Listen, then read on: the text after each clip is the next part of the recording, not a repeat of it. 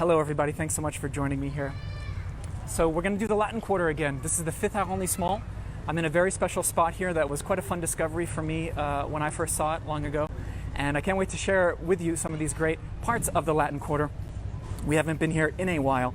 We're going to focus on the Rue Mouffetard, which is a fantastic sort of village atmosphere type street. And hopefully some of you have seen it, and if not, I'm going to help you discover it today. So we're going to see the Rue Mouffetard in the 5th arrondissement and explore some of the areas around it as well. I've got some fun details, and you know, the locals are walking by and looking at me wondering what I'm doing as usual.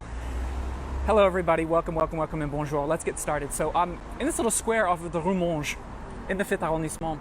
It's where a street called the Rue Rollin intersects it. Let me pan over to the left here and show you the Rue Rollin, if you can make that out, and the Rue Monge behind me.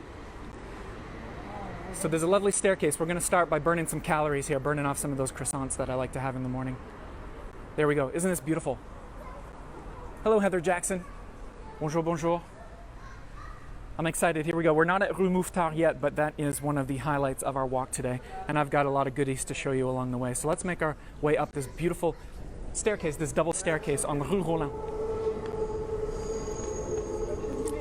There's a fountain there that you can see. That's actually a Wallace fountain. That's not as fancy as the other Wallace fountains that have the four ladies. We'll get a closer look at that in a minute, but I just want to show you, you know, at certain times of the year when these planters are in bloom. Just a real lovely treatment of this double staircase here. So let's make it up. Make our way up there. Here's the fountain.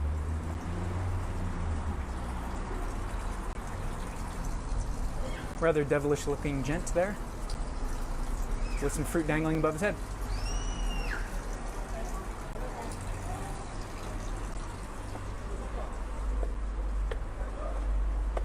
Heather Jackson says she's going to be here in less than 3 weeks to come see me. That's fantastic. Pele street art there. Interesting. Well, Pele is kissing the Mona Lisa. Let's all take a moment to contemplate the meaning behind that. And as we get some elevation here, looking back, nice blue skies today. Beautiful first day of September, rather. And let's go. Latin Quarter.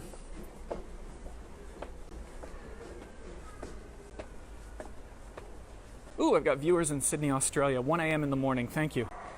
Some real die-hard live stream fans.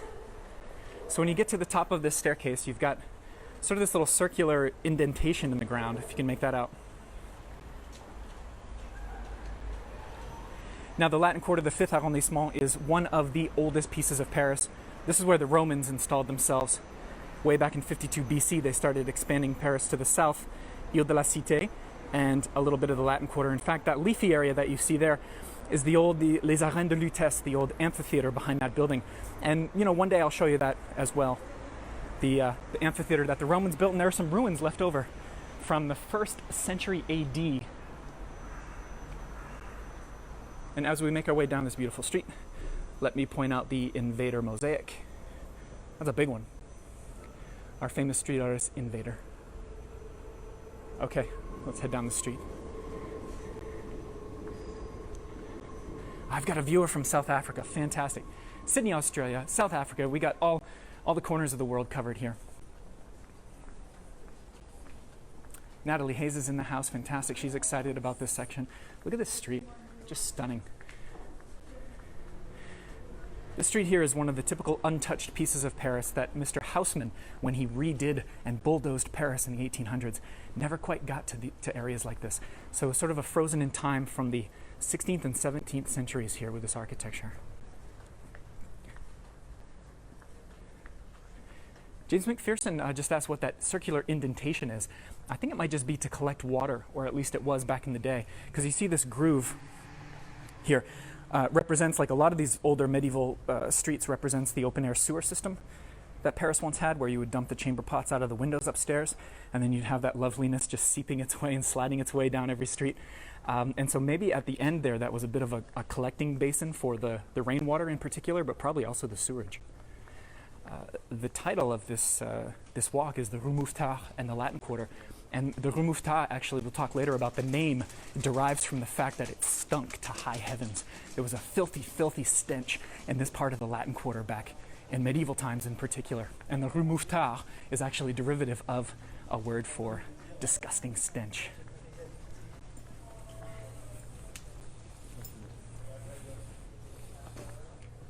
before we continue here to get to the end of our street, let me just pan around and show you what's behind. I'll practice my backward walking skills.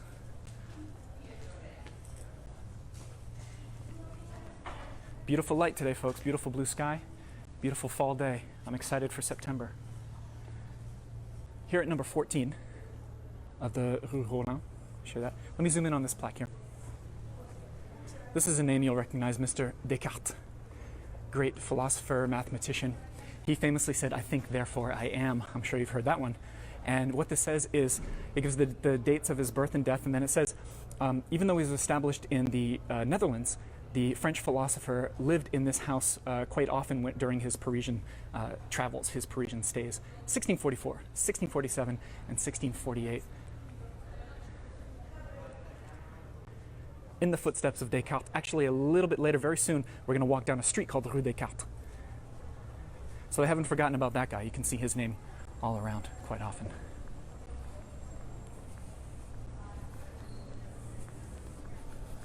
Annie McGregor, how are you, Annie? Asking if on the pedestrian walkways if you can use a Segway. Well, not on the sidewalks, that's for sure, but on any other street where there's a bike lane, really wherever bikes are allowed, you could use a Segway or a scooter. Be careful though, because some of the pedestrian streets, the pedestrians have the priority. They have the right of way, so to speak, so you're not allowed to bowl them over with your Segway. Maybe I'll do a live video on a Segway. That would be a nice change. It's not already dangerous enough to cross these streets with my rig and all my equipment and everything. Look at this. So we dump out on a street called the Rue Cardinal Lemoine. The Rue du Cardinal Lemoine. I'll show you that. And look at this. You can see it already. Ernest Hemingway lived here.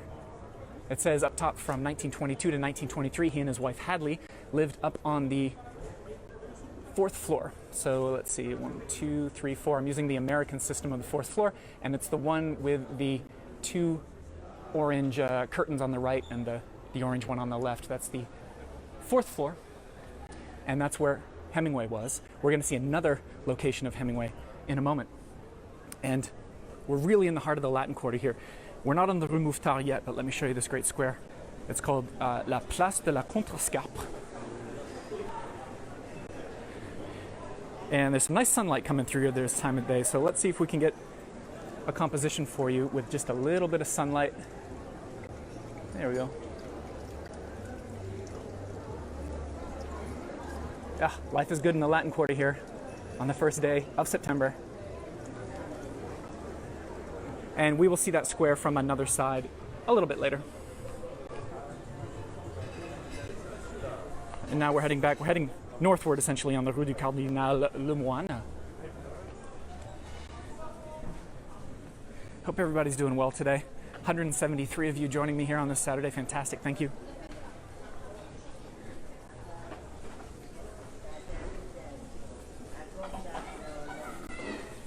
What I didn't show you on that plaque, the Hemingway plaque, is it has a quote from his famous book, The Movable Feast, his memoirs of while he was in Paris as a young writer. And it has a quote that's in French, but in English it was originally something along the lines of, this was Paris in the early days when we were very poor and very happy. Very poor and very happy. Hemingway's early days. He wasn't happy enough because he ended up, divorcing his wife Hadley, but that was Hemingway. Here we have a beautiful hotel. I want to show you the entrance to this. There's a great freak and follower of mine called Jennifer Warren, and I was just with Jennifer yesterday, and I was able to show her this, the Hôtel des Grandes Écoles. And let me show you the entrance of this hotel. This is a legit hotel, in other words, the kind that you would rent a room in. Look at that. Before we even move any further, let's just back up here. Let's just take a moment right there. Come on. Let's get closer to the cobblestones. This is an entrance of the Hôtel des Grandes Écoles in the Latin Quarter. We're in the 5th arrondissement. And let's walk nice and slow up this little walkway here. Just these little moments of country village charm.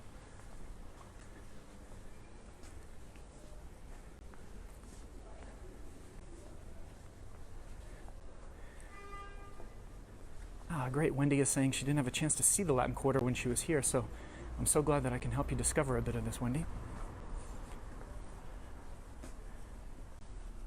So it's a nice, long, and leafy and quiet entrance into the hotel, which is to my left. I don't want to bother the people out here on the terrace, but I'm just going to do a nice slow pan around here to show you the entrance.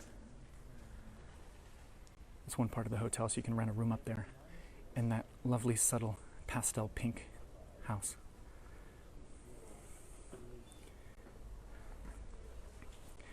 Imagine staying in this place and you come down here for your breakfast in the morning. Oh my goodness.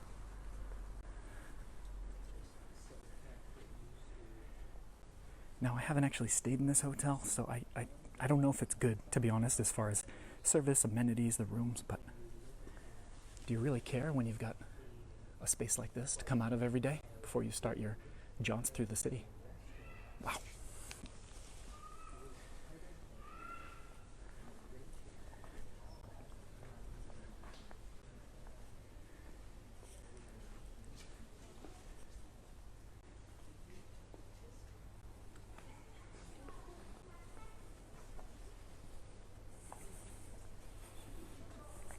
Yes, do put this on your list for possible Latin Quarter hotels.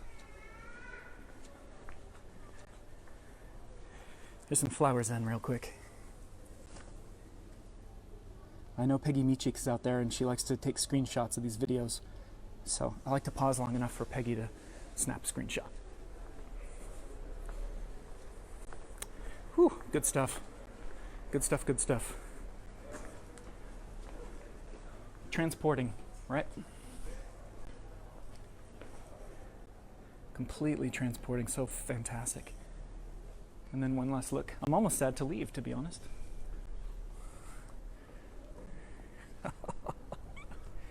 Yes, yes, yes. But alas, we do have to leave because I have some more to show you.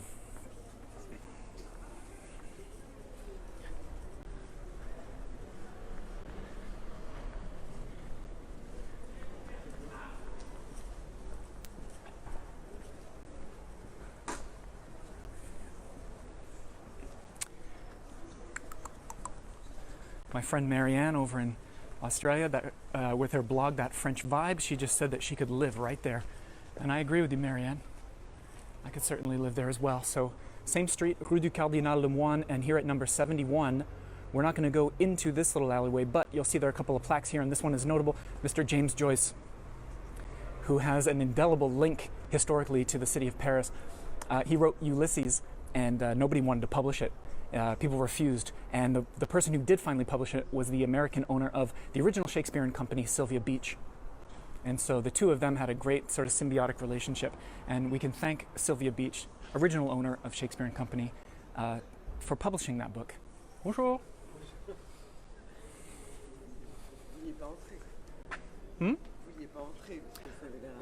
Ah oui, je veux bien, si c'est possible.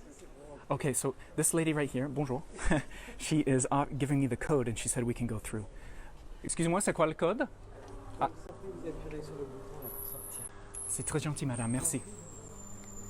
All right, well, there you have it, folks. We just got a free digicode to enter this alleyway back where James Joyce finished his Ulysses, by the way. I don't know if I pointed that out on the plaque. He didn't just write part of it here. He finished his masterpiece right here. So I've never been back here. Never had the code, quite frankly. But if you are earnest, I find, and if you show a general interest in what you're looking at and what you're trying to learn about, every now and then the locals really appreciate that. And I've never met that lady before. I assume she lives here or works here, and she just decided to give me the code. A discovery for all of us. A little bit of ironwork there, if you can make that out.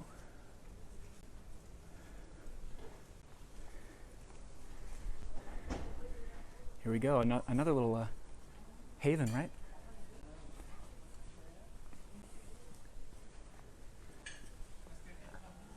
Wow, fantastic. So I'm assuming by the looks of it that these are just residential apartments, and they're all the bicycles. Frankly, I don't know if that lady knew that I was broadcasting their private code all across the internet, but you heard it here. If you were quick enough to write it down, and you can always watch the replay, then you can have some fun here. Look at this little bench. Wow, it's so dead quiet out here. Your own little piece of the Latin Quarter.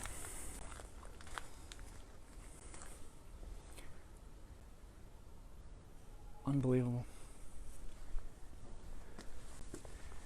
This wasn't planned, but we are going to take our time and see what's going on around here.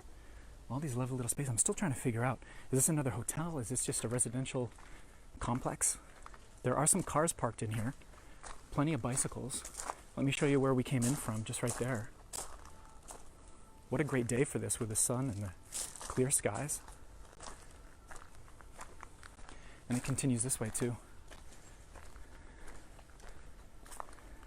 I wish I knew that lady's name so I could give her a shout out. And then if anybody tries to kick us out of here, we'll say, no, Madame so-and-so said that we could be here.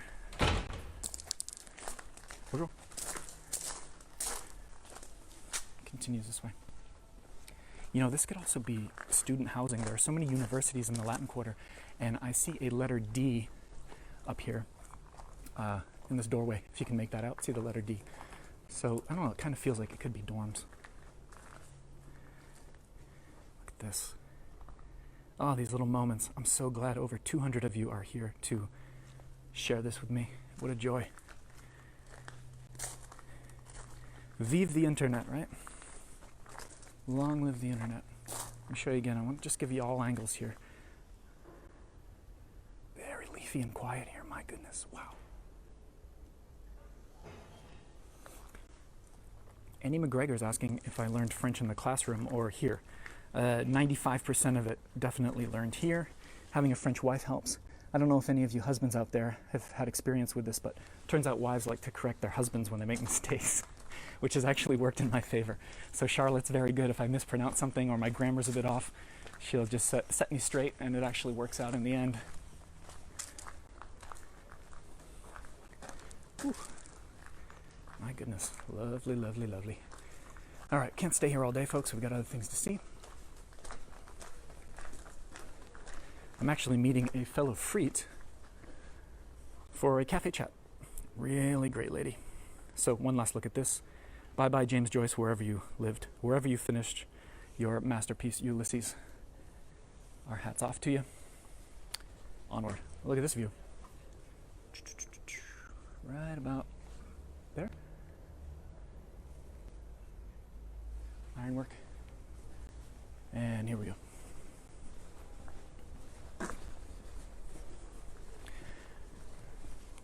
That's why we do this live, folks, so fun things can happen at any minute. That's what's so exciting about this. I think it's what's so special about our project here. If you're new to this project, let me show you who I am. That's me. Corey Frye, a French fry in Paris. That's the name of my blog, my Instagram, my Facebook. I've been here over 8 years, married a French girl, fell in love with the city so much that I decided I had to become a tour guide, had to share this stuff that I was finding. And this Facebook series here that I do every week, free live walk through Paris in real time with me, a full-time tour guide, is just my way of kind of paying it forward, I think. My great fortune of being able to live here in Paris. So I'm going to hit the button here for the door, which is common. I know a lot of tourists come to an apartment and they're like, how do we get out of here? How do we get out of the building? And they don't see the little button that says porte. So yeah, while I got the camera on me, by James Joyce, I got something cool to show you here. But real quick, French Fry in Paris, you can follow my blog, you can follow my Instagram. All those links are in the description. You can watch the replay here on Facebook. And Patreon, I have a website real quick where you can support this and help this project survive and thrive. And I'll give you rewards in exchange. And that's all on the website and the link, Patreon. And now let's see this right here, because we don't have to go far to see something fantastic.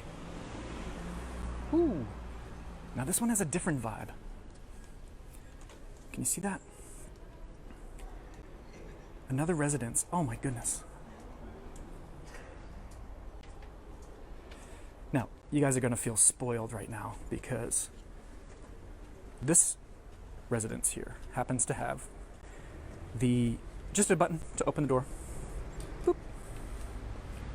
No code.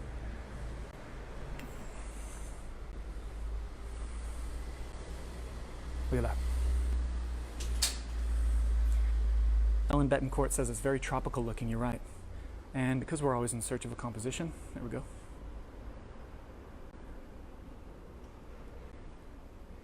Natalie's dog is watching with her. That's fantastic. So we're going to be nice and quiet and respectful. Wow, look at those stairs.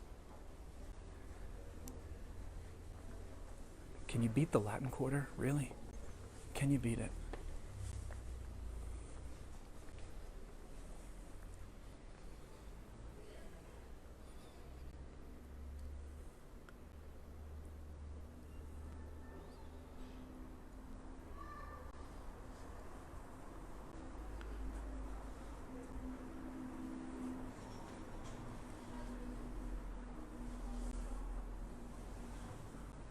staircase there. Nothing fancy inside, but I just wanted to share. Okay.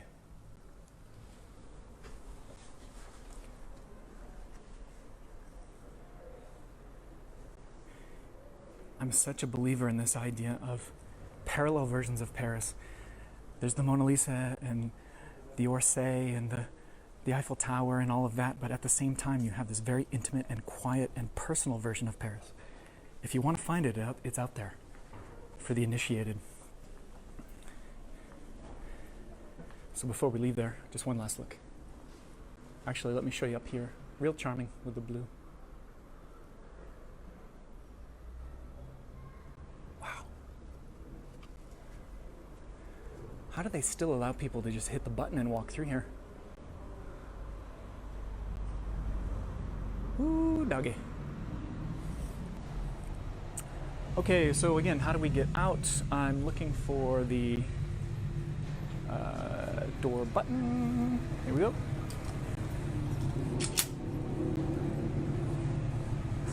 Okay, believe it or not, folks, we're just getting started. We might run long on this one. I'm feeling it today.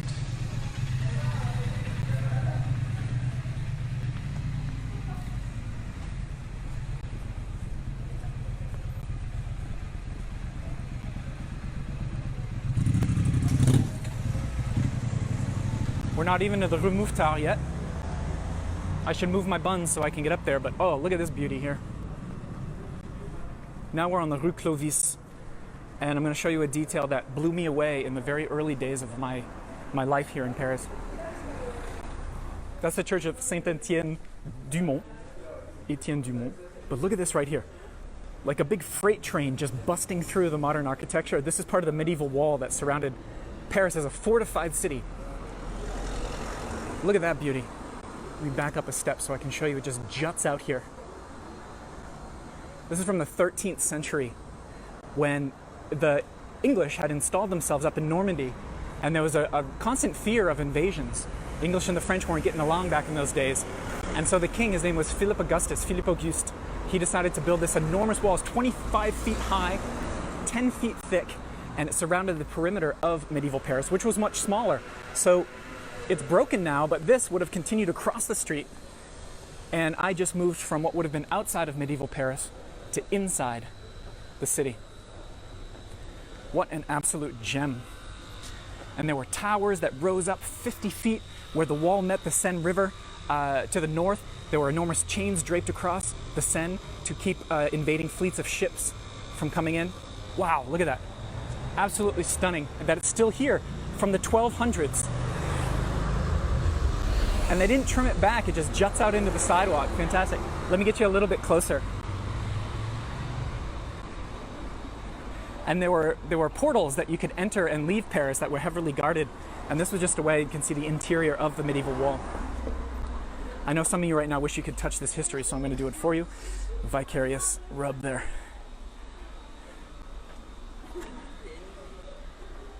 So that is the wall of Philippe Auguste. Philippe Auguste in French, and I love it. Love it, love it, love it. There are little bits and pieces of that wall all throughout the city, honestly, and talk about a great treasure hunt.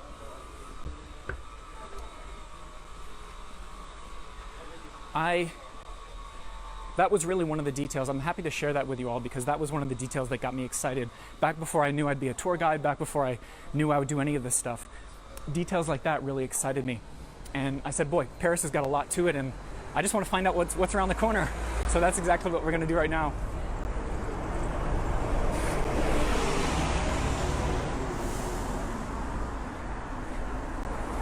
Almost to the Rue Mouffetard, which was our ultimate goal before we found all those other delicious bits and pieces. This part of the Rue Mouffetard is actually called the Rue Descartes. So we're on the Rue Descartes, named after that same philosopher that we saw the residence of. And look at that beautiful piece of street art there with some poetry. You really get the sense in Paris that you're surrounded by culture, whether it's the booksellers, the bouquinistes along the Seine with their stalls, or little bits of poetry like this. I'm not going to try to translate that poetry. I haven't had enough coffee today to handle that task, but that's quite lovely, isn't it? So we're on the Rue Descartes and we're heading south. and this will very quickly turn into the Rue Mouffetard. We talked earlier about Hemingway, right? I showed you that plaque. And he lived in many areas, many sections of the Latin Quarter, bounced around quite a bit, trying to find his way. And I'll show you another spot right here on the left. This is a place called La Maison de Verlaine, who was a French poet. And he spent time here in this building, but Hemingway did also. So let me show you that. 2 plaques. Double the history. 2 plaques for the price of 1 here. Hemingway lived here 21 to 25, which is a long time. Now, in the 20s, by the way, prohibition in the U.S. and tough for artists sometimes to enjoy, sort of the starving artist life, but you could do that in Paris for sure. And let me zoom in here. They're well aware of their history, so we can see Hemingway with his gorgeous beard right there. And then this gentleman up here is Verlaine, 19th century poet.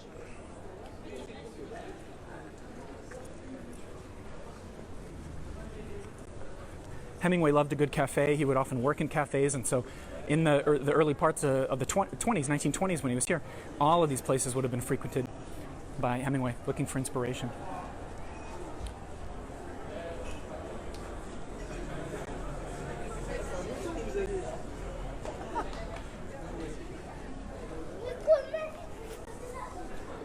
Okay, so we've got a nice bit of what we'd say in French, une balade, a bit of a stroll here, promenade, to get down along the Rue Mouffetard. Right here, this street that cuts across, it's called the Rue Trouin, and the Rue Trouin actually follows what would have been the medieval moat, a big old moat that ran along the southern edge of that medieval wall that we talked about. So go back to the 13th century, and all of a sudden you're in the moat right now, and you're leaving Paris behind you. Medieval Paris and the wall would have been at our backs. Pretty exciting to imagine that sort of stuff.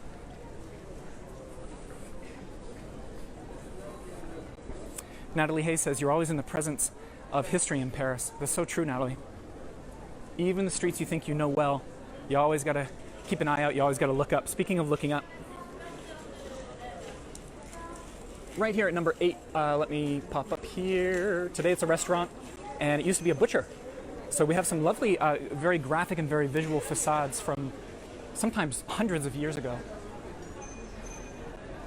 So I'm going to keep my eyes peeled, rather. I'm going to keep my head on a swivel to show you what's up top as well for facades. An old épicerie, which is sort of like a general store, a convenience store. Beautiful old signage. And then this is the square I showed you earlier when we grabbed the composition with the sunlight. Place de la Contrescarpe. Contrescarpe was a medieval term for the outer edge of a moat that surrounded a fortified city. So you can see we're walking through a bit of Roman Paris, but also medieval Paris, which is fun. And what a great atmosphere here. There's a little fountain in the center. It's always quite local here. You get the sense that there's a lot happening, and there are musicians. There's actually a very dapper-looking accordionist right here who's not playing at the moment, sadly. But ultra cafe culture here at the Place de la Contrescarpe. In a way, this is our entry point into or onto the Rue Mouffetard.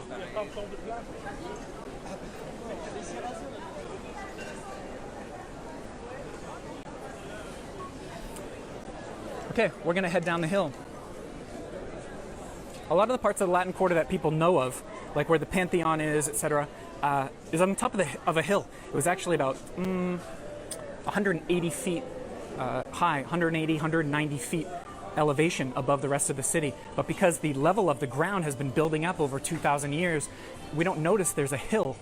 There's actually a bit of a mountain. So here we're descending down the southern side of it. So Mouffetard has always had a feeling of conviviality, a feeling of great energy. The tourists come through here sometimes, but I always feel like it's local as well. The food here is sometimes good, sometimes not so memorable, but always the atmosphere is really fun. So we're going to have a stroll down through here, and at the end, at the bottom of the street, it really turns into sort of a market vibe.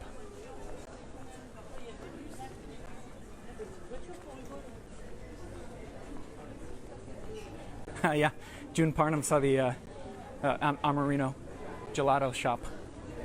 I never turned down some gelato, I'll tell you that much.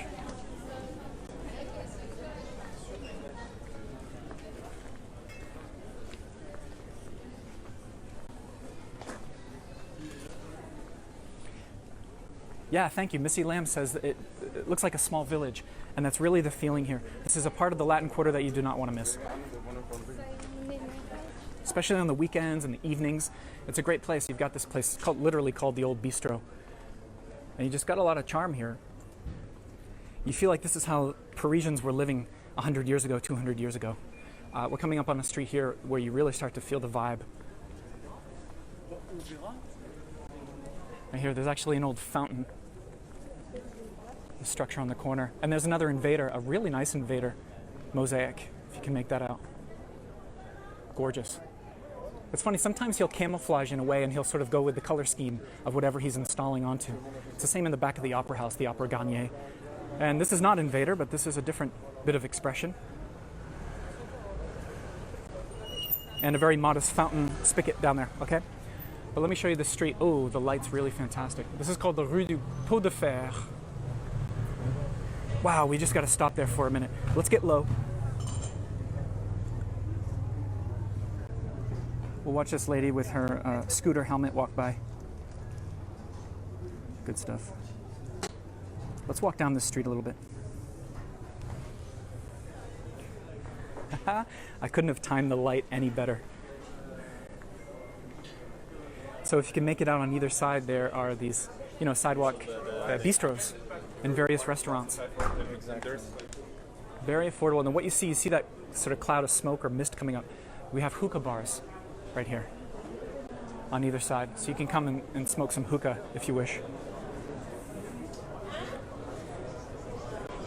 Let me show you that. I don't want to bother these people too much, but I want to... Excusez-moi. There we go. Merci, excusez-moi. Another one. Now, let me show you something. These bistros are great, and at night, boy, the atmosphere is fantastic. However, you do have to be a little bit wary. As a conscientious tour guide, I got to mention, you'll have these great deals where you'll see this and you'll be like, oh, I can get 2 or 3 courses for 15 euros. That's really the cutoff as far as where you should start being suspicious about the quality and whether or not they're actually homemade food products inside. So yeah, just keep that in mind. Some meals will be more memorable than others, is all I'm saying. So we're going to turn around and rejoin the Rue Mouffetard. But I think that detour was worth it.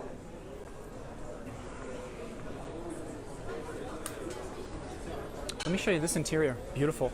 Hopefully it'll come through on the video. Try to lower the exposure a little bit for you. Anyway, it's a little overexposed, but you get the idea. Charming spots.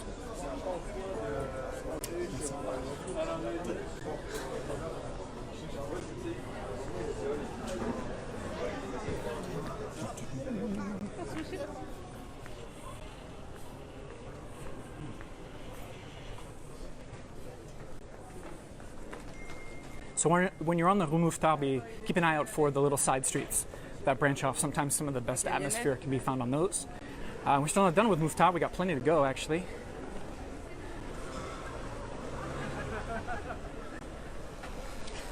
Thanks, everybody, for joining me on this walk. I really appreciate it. I appreciate the enthusiasm and your love for Paris. I didn't know there were so many of you who are just gaga for the city, like me. And I'm so glad we're able to connect. It's fantastic. For those of you who are Patreon subscribers, you are going to be in for a treat today because our cafe chat, our live broadcast after this walk, is going to be one of our own, one of our great frites called Jennifer Warren, and she is such a lover of Paris, and she and her partner, Kirk. I don't know if he's a husband or not. We're going to find that out in the cafe chat. I don't want to call him a husband if he's not, but the two of them are just delightful, and we spent the whole day together running around Paris, and I showed them some fun stuff. So Jennifer's going to join us. The two of them are going to join us. It's going to be real fun.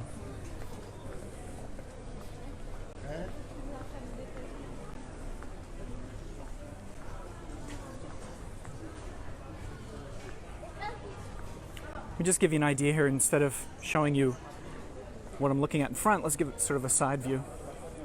So I'm just going to pan across so you can get a feel for what is going on Mouffetard. Little courtyard back there. So why do they call this Mouffetard, by the way? Because long ago in medieval times, there was a filthy stench on this street. There was sewage, there were tanners and fabric dyers, and people who were just dumping all these products into the street, and it got really, really nasty. Pig excrement and mule excrement, and the word back then for a foul stench was, it's something like a moffette or moufette. So yeah, moufette were two words that just described a terrible odor, and so that's why this is called Mouffetard. It's actually a derivative of a disgusting stench. It doesn't smell that bad nowadays, though, I gotta tell you. It's all right. All right, let me get down to the more market side of things. And we're gonna join Jennifer for our cafe chat.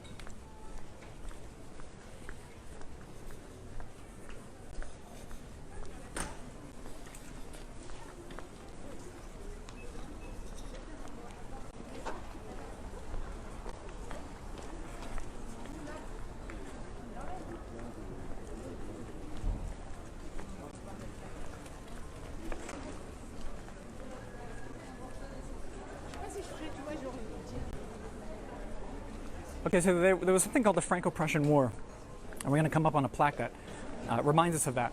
And it's 1870, 1871, and the Prussians are just bombarding the city. And they came through this area, and they starved Paris, essentially. So remember, this is sort of outside the city, and they're besieging it, and they're cutting off all the food sources. And so there's a little plaque up here at number 103. You might not be able to read it.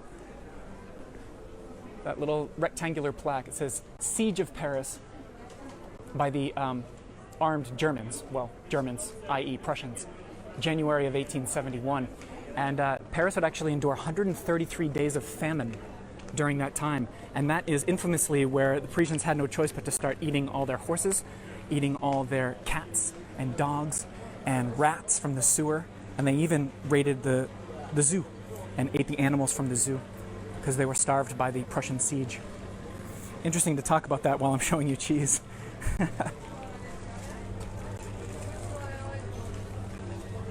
Here at the bottom of Mouffetard is where you really start to feel the market aspect. So there's cheese and, of course, wine right next door. Just boxes and boxes of it.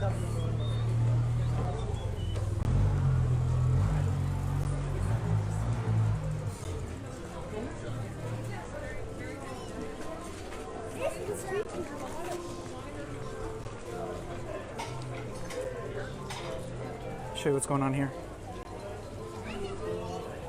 Woo! Don't even know what those are, but I want all of them. The place is called La Ouze.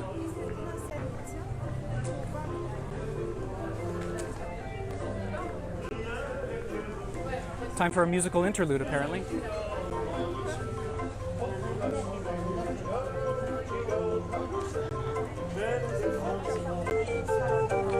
Chez le marchand de gâteaux, installé dessous l'eau, c'est une année de et le sucre d'eau.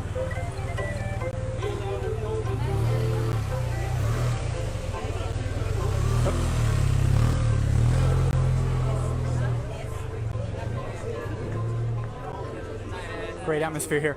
This place on the corner that we just passed, let me show you the beautiful carvings right up here. There we go. Yeah. This place is called Rue Mouffetard, and I just want to zoom in on those details for you.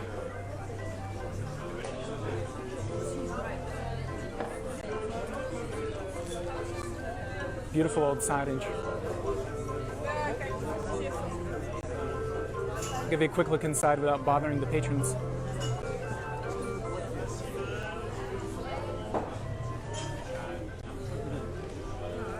There's just a lot of spaces here that you want to hang out in, to be honest. Which is all we're asking for, right, when we're being flaneurs and we're roaming around. Here I just stumbled on a spot with little cheese arrangements.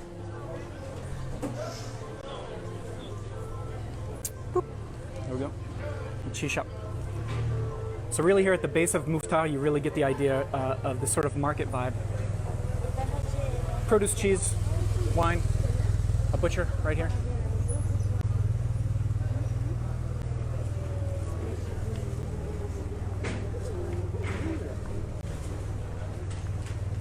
Beautiful bakery. Should we do a gratuitous baguette zoom?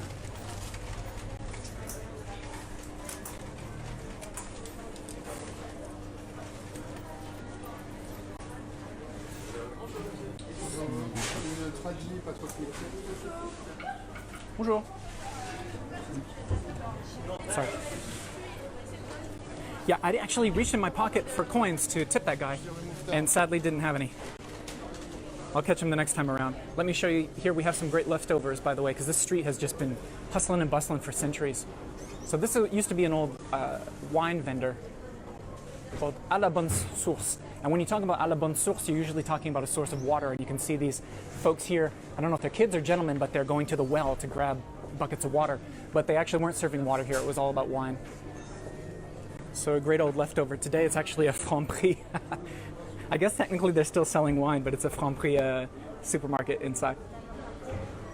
Let me show you looking back up the hill of Mouffetard. I mean, these are the kind of streets that you would put in a travel documentary, honestly, if you were trying to show off the village atmosphere, the market atmosphere of Paris. And we're almost to the bottom.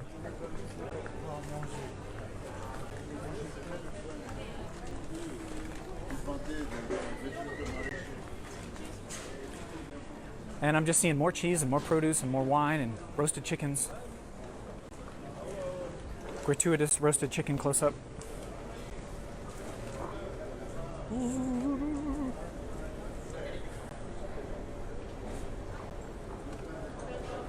Seafood. Gratuitous seafood close up.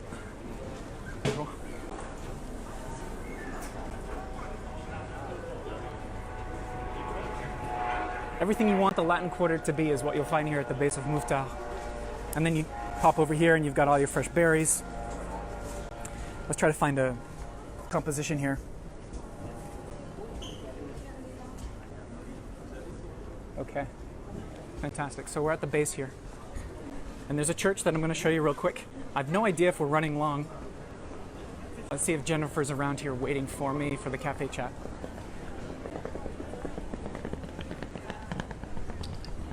So when you get to the base of Mouffetard, we've gotten to the bottom of the hill. And I'm going to pop you into this church real quick to finish up.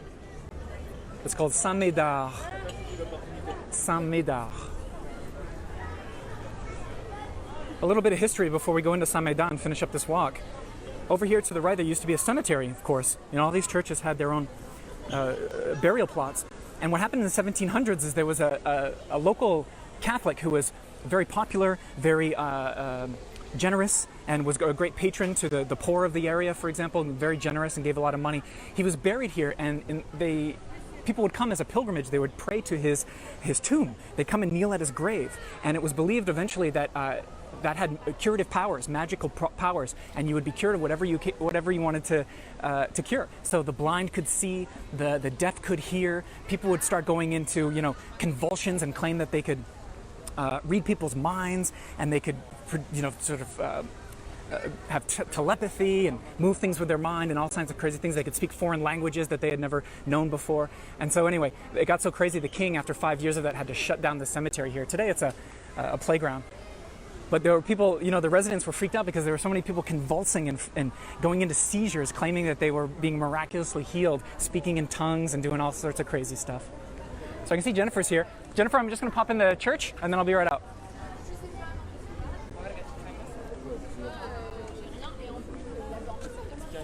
Okay, folks, real quick, as a bonus, because we all deserve it, Saint-Médard. This is a church built between the 15th and 18th centuries.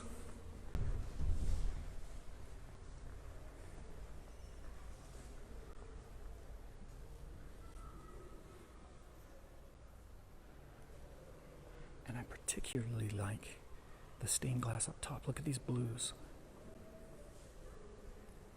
I'll show you this.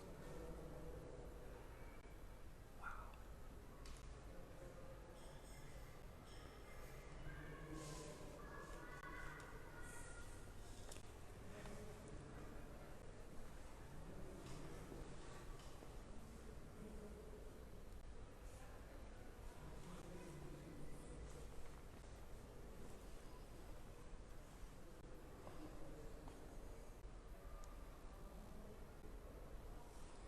And then I just want to show you this painting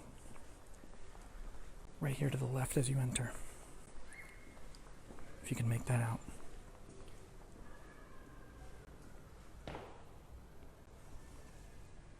'18th century.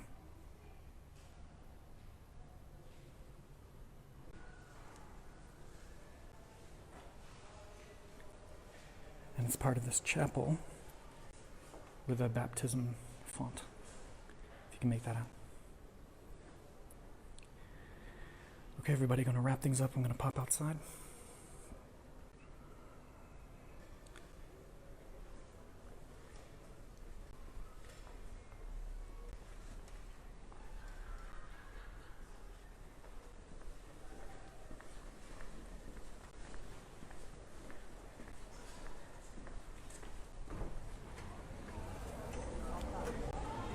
And by the way, that guy who was buried in the cemetery nearby and everyone started convulsing thinking that his spirit was healing them magically, his name was François de Paris. He actually had the name of Paris, interestingly enough. François de Paris, if you want to look into that. The crazy people of the Rue Mouffetard, pilgrims coming and convulsing and speaking in tongues, so much so that the king had to shut down the entire operation.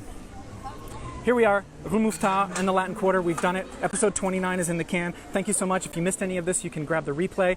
All the links that you need to follow me and support me on Patreon and check out my Instagram and all that good stuff is right there, here on Facebook. If you want to take a tour with me, if you're coming to Paris, contact me through my blog and I will show you all of this wonderful stuff in the city in person.